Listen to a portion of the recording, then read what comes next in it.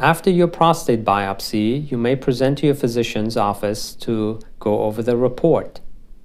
It is important to understand the language of that report so you can have a meaningful discussion with your physician.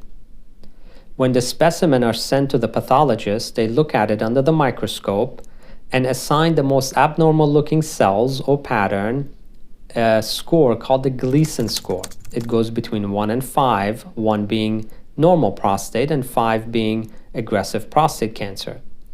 They also look at the second most abnormal looking cells or pattern and give it another score between 1 and 5. If the total score adds up to at least a 6, then prostate cancer is diagnosed.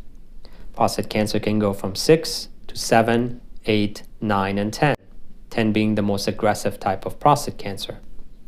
These are then further subdivided into low risk, intermediate risk, and high risk prostate cancer.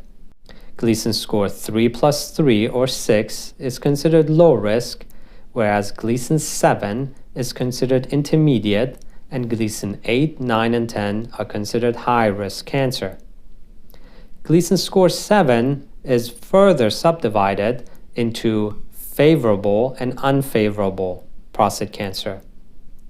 If you have a Gleason 3 plus 4, that's considered favorable. If you have a Gleason 4 plus 3, that's considered unfavorable prostate cancer. And your treatment options may then also differ. Based on your understanding of this pathology report, your physician will then discuss with you the various treatment options that may be available to you. You may also hear about another terminology called grade groups.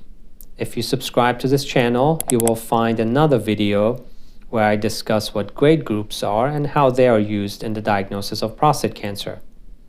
I also further describe treatment options in another video, so make sure you hit the subscribe button.